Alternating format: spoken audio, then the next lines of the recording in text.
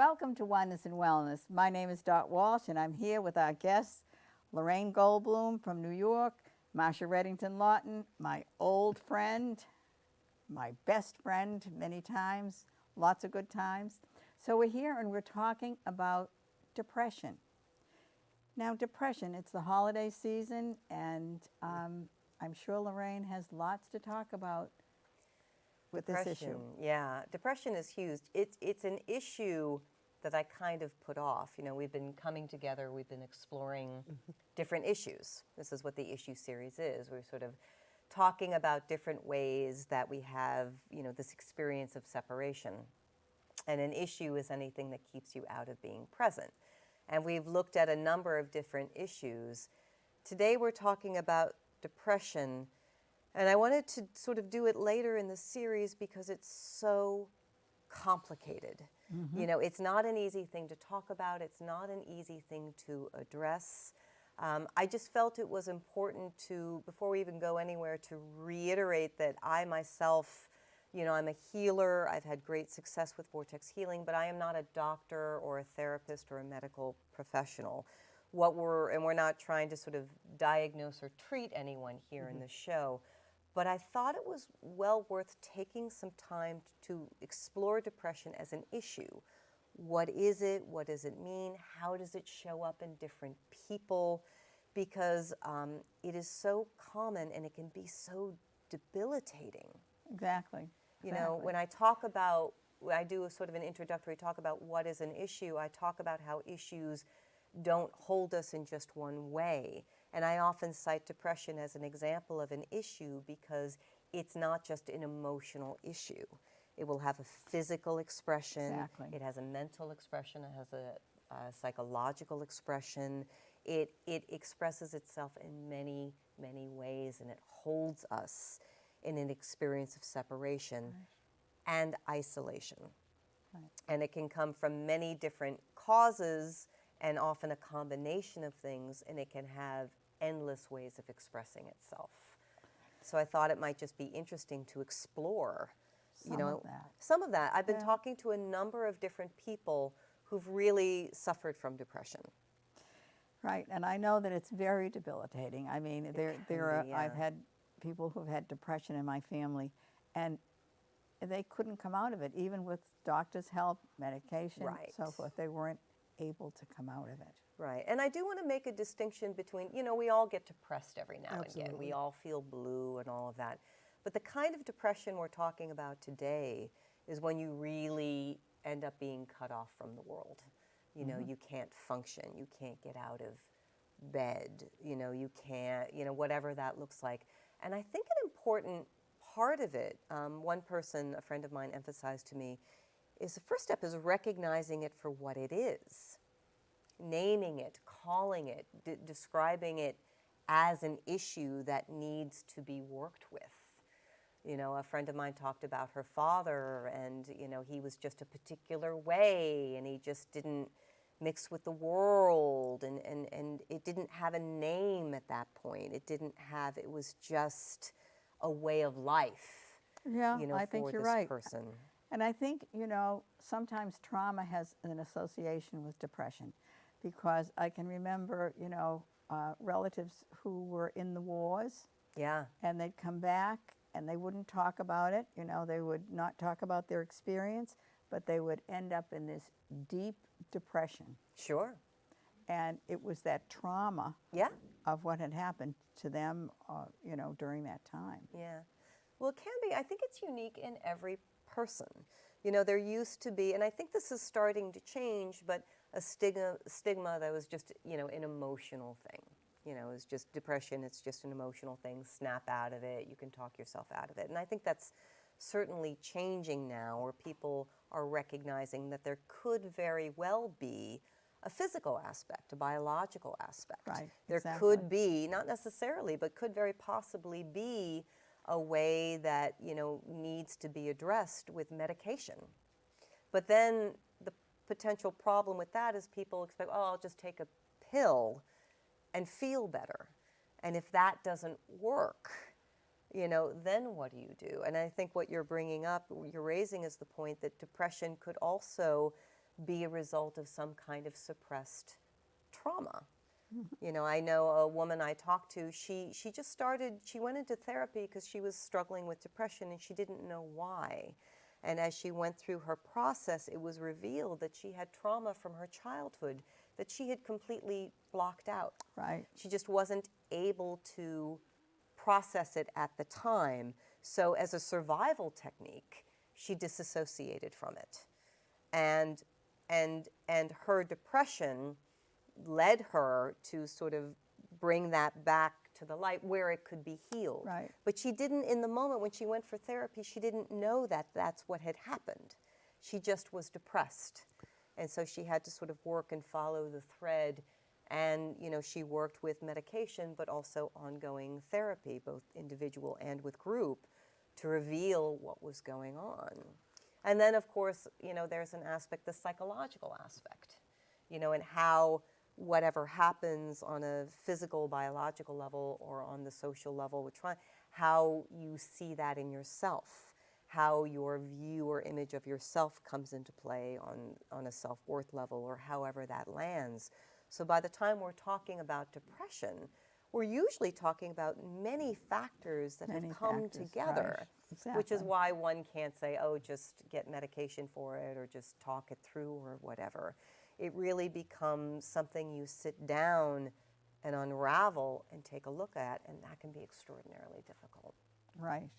And rewarding in that. Yeah. As difficult it is, and you know, every culture handles everything differently. Yeah. And in our culture, it's easy to feel shameful because I'm depressed, I can't move, I'm not being successful, I'm not meeting certain. Yeah. It just goes on and on. But being, as we talked about earlier, being curious takes away the judgment. And there is more than depression. We forget sometimes there is more. And it's meant to be more. So what's getting in the way? And being curious about what's getting in the way allows us permission Yeah. to seek multi-levels of care. Yeah. Yeah. Well, and you know, and yet, as I'm hearing you talk, Masha, I'm thinking about, you know, you would know what to do. Lorraine would know what to do. I know what to do. When I'm feeling depressed, I get up and start to sing or dance or blow bubbles or something, and then I'm done with it, you know. But that has been my life all along. I've been able to get out of depression very easily. Yeah. Most people don't have that. Yeah. And you can say be curious, but how do you teach someone to be curious if they're not curious?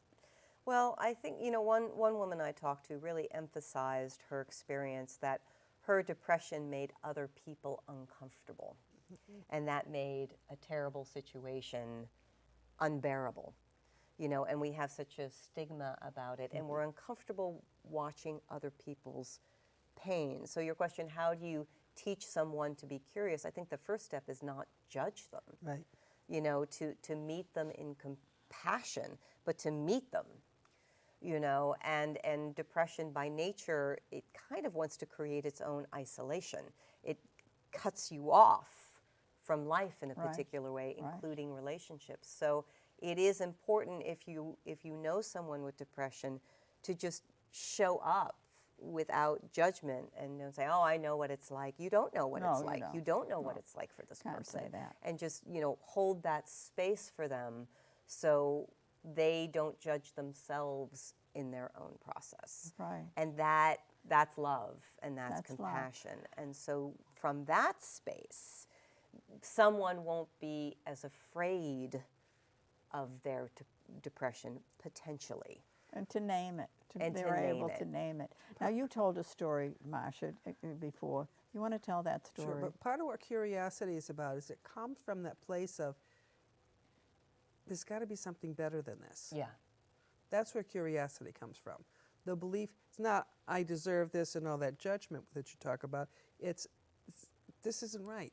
There's got to be something better. Right. And when we allow ourselves to do that, we open up and we also make room. The story we were talking about earlier is I didn't know how powerful this was, but I have somebody very important in my heart. And I'd see them less and less, and I knew there was something serious going on. I finally got to the, you make a nice invitation, no, no, no.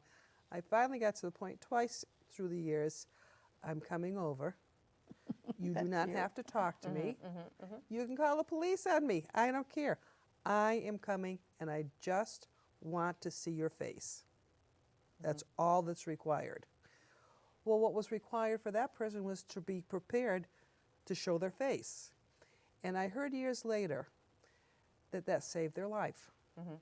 That just that simple, I'm not going away, I am connecting, even for this moment, created the movement that was needed. Right. And we are that powerful that we can do that for each other. I know that's a truer statement was never made. Yeah. We are more powerful than we think we are, and we can help other people who are in a situation like that. And hopefully, if we were in this situation, someone would help us. There is something I want to bring awareness to, because it's something I didn't really think about until talking to someone, is what depression looks like from the outside. It's easy to see someone's depressed if they're not leaving their house or something like that. But some people have told me that the hardest moments, it's when you lose hope. Okay, I think that is the bottom of depression. And it's one thing to feel depressed when you don't have a job or don't have a partner or don't have, but some people have told me that the hardest moments is when they actually have all of that and they're still depressed, right? I just read a story like that. That's true. When you have all of these elements in your life, and I have everything, what else could I want? And I'm still depressed. It's still not right. That is agonizing, and that can be very hard to see from the outside. And that's where we have to bring the same amount of compassion to the person who is behaving in one particular way, and just seeing that person is in trouble as well. Right. And so, just calling that, and a friend of mine talked about it, is when he, when he was younger and he experienced depression, he would fall, and then he would kind of hit bottom. When he knew he was in trouble is when he was falling and falling and falling and falling, and there was no bottom. He just kept falling. So that hopelessness, is a killer. It's a killer. And I think coming back to your curiosity, and how do you, can you, instead of trying to navigate or manage the pain, the question is can you be in the pain and actually use it as a path to freedom? Someone said, wasn't one of my interviews, but I read somewhere, depression is not something you live with, it's something you live in. It's not negotiable in that way. So if you can't negotiate in that way, can you explore it? What is this really about? It's not going away, so what is this really about?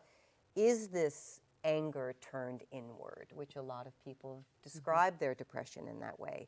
Is this, a survival technique from a trauma? Is there, just follow the question of what is this? Because depression becomes part of every spiritual process.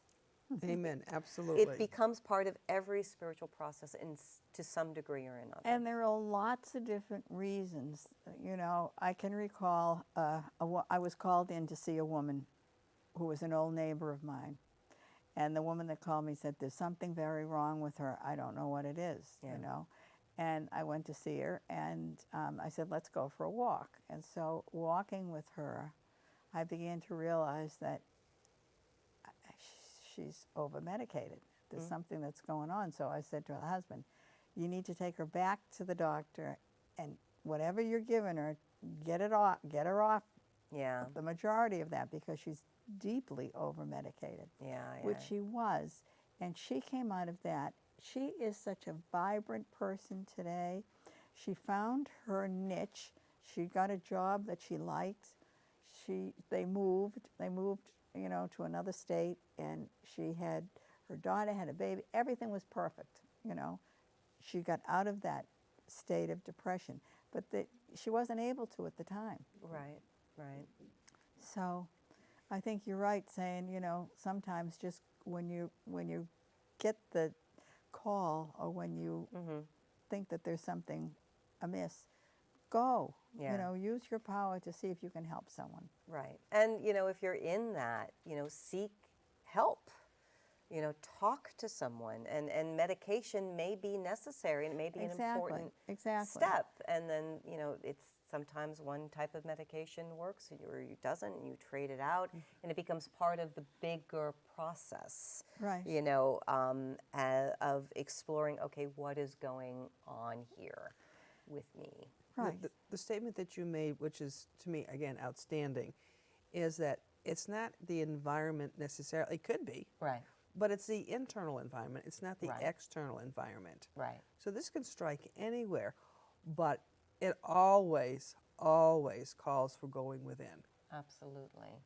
And in the environment, you mentioned, we're going into the holidays. The holidays are tough for this issue because we always talk about the shoulds. It's a time where everyone should be happy. It's a time when we tend to feel the loss of the ones we've lost, our loved ones who have passed, around the holidays. This is the first, New Year's without, my father or whatever, all that stuff comes to the surface, and we're living in an environment where things are flowing on a particular way, but this is the internal environment. Amen. And we feel it doesn't match up, and then we judge ourselves for that, and then there's the shame. And it's very, very, very difficult. The holidays, when we did Loneliness, we filmed Loneliness this time last year. Right. And that got an incredible response on my end from a healing I did on my Facebook. I will offer free healings via my Facebook account and all of that. And I think depression is upcoming because it's something that really it gets heightened in a way. Right. And I think you're right. People do feel shame Yeah. for it, And for me, one of the big ways to address depression is my spiritual life. Amen. That is the foundation for me. Yeah. And I can, read something in one of my spiritual guides and lifts me right out of it. Yeah. Now that's me. I don't know. I know a lot of people don't have a faith that they, put any. I'm not talking about a religion. I'm talking about a spiritual journey. Yeah. If they're on the spiritual journey, there's always some help there for anyone. Well, there's a connection there. Right. And that's we're talking about depression as isolation and feeling cut off.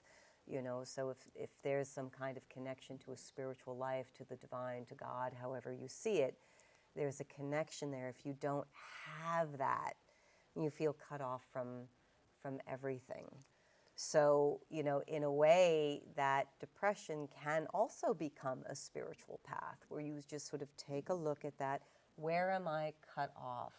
How is this how is this pain affecting? Because when you're in pain, it hurts. You just want to manage it and you want to make it go away. So it's very hard to be in pain and continue the path. Right. And instead of just trying to push it away, just say, okay, you can actually be okay and be in pain at the same time. We think it has to be one or the other, but you can actually be in pain and walk the walk and follow the process, as difficult as it may be. And I always do what Marsha would say, go to nature, go to the trees, go to the ocean, go to something that will lift you up. Look at the sky, look at the birds. Nature is a healer. Literally.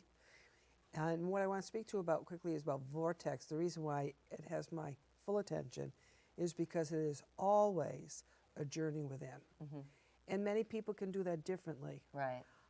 Vortex to me really speaks to the issues that get in the way in the most effective way. And it's hard to describe an experience of what that means, and you would do that much better than I, but it's to find a vehicle that understands, has the wisdom to go within, is where we find the gold. Yeah, I mean, as a healing modality, we talk about, addressing the issue on all levels. It addresses it physically, emotionally, psychologically, karmically, all of that to release that condition that holds the stuckness. But the real healing is that what you're talking about, that connection, and realize that you were actually never disconnected from life. All right, and so depression is an issue that wants to keep you in separation, it wants to keep you in isolation. So whatever you do, following that path, addressing that conditioning, addressing that pain, to open that back up again. And vortex healing, therapy, whatever it is, just don't give up. Don't give up. That's right. I And no think matter that's a what the very age important either. thing, It yeah. can be, you know, we read about all these young people who are, you know, so they're, the times that we're living in, whether it's college applications or it's so, Yeah, depression so, among oh young my people. Oh, gosh. yes, that's is really increased. Huge issue. Yeah, it's Yeah. a huge issue. They're overwhelmed with all, and of course, because they have so many, you know, the tech stuff that's put in front of them, it's so much.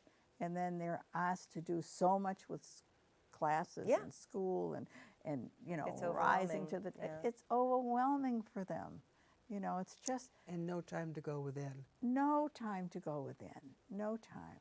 So they're out here and there's nothing in here. And if you don't feed what's in here, Yeah, it's What do you have? you have nothing. yeah. I mean, just think about it. If you can't access yourself and all your focus is external and defined by the external, where are you? Right. Where do you exist? Yeah, And the seeking to go within of what are the issues that are getting in the way of what a normal state of being is actually is well-being. Well-being is our natural state. When it is, and we are not in our natural state of being, then there is something within our issues. right, right. Exactly. And this is why, you know, the issue series is you know, getting the press that it is, because it's an exploration of that. You know, I've done that at the Omega Institute. Now I'm doing it at the New York Open Center, where in addition to the dialogue, of course, I'm offering vortex healing sessions. So, and depression is going to be one of our highlighted issues. Right, Because so right. many people struggle with it, and it is a struggle. Well, Lorraine, tell our viewing audience how they can reach you and get more information about vortex healing. Thank you. For more information about vortex healing, you can go to my website, lorrainegoldblum.com. And also for information about my workshop at the New York Open Center coming up in January. And for more information about vortex healing all over the world, as it's taught internationally, you can go to the main website, vortexhealing.org. Thank you very much. So, you know, depression, what we can do, you've said some things that we can do, people can do when they're in that depression. And my hope is that our viewing audience will be listening and will learn something from this tape that we're doing today, and also will see that their life matters. You know, we hear about life matters, and I think the young people don't realize that their life matters. Older people don't realize that their life, all of our lives matter. Yeah. Really important for us to be able to notice that and to know that. Yeah, and we can use it as a way of coming together instead of being Exactly. isolated. Yeah. No isolation. Thank you for being with us. I Thank appreciate you so much. you really. Namaste. Namaste. Namaste. Namaste. Namaste.